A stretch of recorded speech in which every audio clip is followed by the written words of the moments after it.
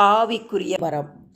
1 கொரிந்தியர் 12:1 சொல்கிறது, ஆவிக்குரிய வரங்களை குறித்து நீங்கள் அறியாதிருக்க எனக்கு மனதில்லை.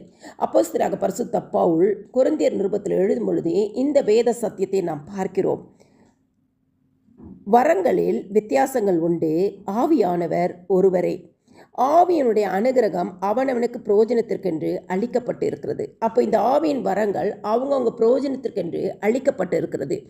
எப்படி எனில், ஒருவனுக்கு ஆவியினாலே ஞானத்தை போதிக்கும் வசனமும், வேறொருவனுக்கு அந்த ஆவியினாலே அறிவை உணர்த்தும் வசனமும், வேறொருவனுக்கு அந்த ஆவியினாலே விசுவாசமும், வேறொருவனுக்கு அந்த ஆவியினாலே குணமாக்கும் வரங்களும், வேறொருவனுக்கு அற்புதங்களை செய்யும் சக்தியும், வேறொருவனுக்கு தீர்க்க தரிசனம் உரைத்தலும், வேறொருவனுக்கு ஆவிகளை பகுத்தறிதலும், வேறொருவனுக்கு பற்பல பாஷைகளை பேசுதலும், வேறொருவனுக்கு பாஷைகளை வியாக்கியானம் பண்ணுதலும் அளிக்கப்பட்டிருக்கிறது என்று சொல்லி வேதம் தெளிவாக நமக்கு சொல்லுகிறது.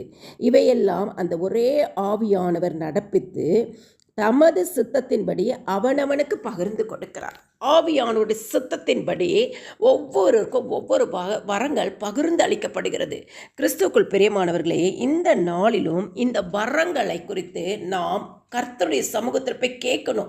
ஒரு நோட்டில் எழுதி வைத்து இந்த வரங்கள் மேல் கை வைத்து, ஆவியானவரே எனக்குள்ளா என்ன வரம் இருக்குது என்று சொல்லி நாம் ஜெபிக்கும் பொழுது ஆவியானவர் அந்த வரங்களை என்ன பண்ணுவார், நமக்கு வெளிப்படுத்தி கொடுப்பார். அந்த வரங்கள் நமக்குள்ளா இந்த கிரியை செய்யப்படும்.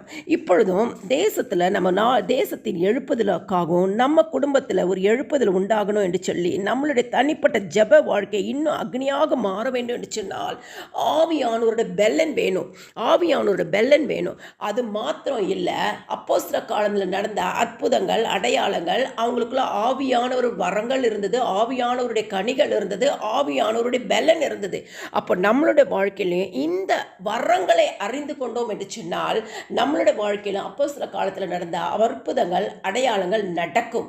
கிறிஸ்துவுக்குள் பிரியமானவர்களே, நம்மளோட ஒரே ஒரு இது ஆண்டவருடைய சமூகத்தில் போய், ஆண்டவரே எனக்குள்ள என்ன வரம் இருக்கு, நீங்கள் சொல்லியிருக்கீங்க அவனவனுக்கு பகிர்ந்தளிக்கிற ஆவியானவர். அவங்களுக்கு என்ன பண்றாரு, ஆவியானவர் பகிர்ந்து கொடுத்திருக்கிறார். அப்போ உங்களுக்குள்ள ஒரு வரம் இருக்கு, அந்த வரத்தை நம்ம என்ன பண்ணணும், அனல் மூட்டி எழுப்பி விடணும். இப்போ அந்த வரம் என்னன்னு தெரியாம எத்தனையோ பேர் இருக்கிறாங்க. என்ன வரம் இருக்குன்னே தெரியாம இருக்கிறாங்க.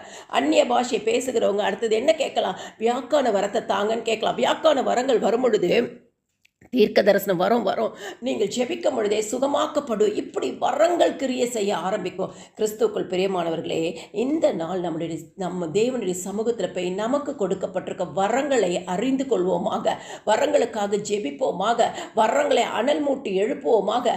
நமக்குள்ளாய் ஒரு ஜெப அக்கினி பற்றி பிடிக்க, மற்றவர்களுக்கு நாம் ஆசீர்வாதமாய் மாற இந்த ஜெப வரம், இந்த ஆவிக்குரிய வரம் நமக்கு மிக அவசியம்.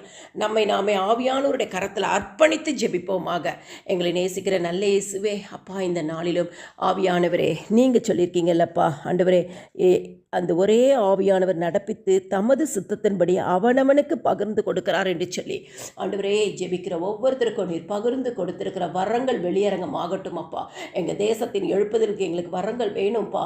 எங்கள் குடும்பத்தில் எழுப்புதலுக்கு எங்களுக்கு வரங்கள் வேணும்ப்பா. எங்களுடைய தனிப்பட்ட ஜப அனுபவத்தில் ஆண்டவரே அற்புதங்கள் நடக்க எங்களுக்கு வரங்கள் வேணும்ப்பா. எங்களோட வரங்களை எங்களுக்கு வெளிப்படுத்தி கொடுங்க.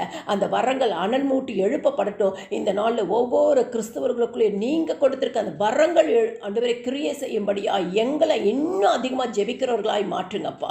உங்களுடைய கிருபையின் கரத்திற்குள்ளா ஆவியானவரே, உங்களுடைய பலத்திற்குள்ளா எங்களை நாங்கள் தாழ்த்தி படைக்கிறோம். இயேசுவின் நாமத்தில் பிதாவே, ஆமேன்.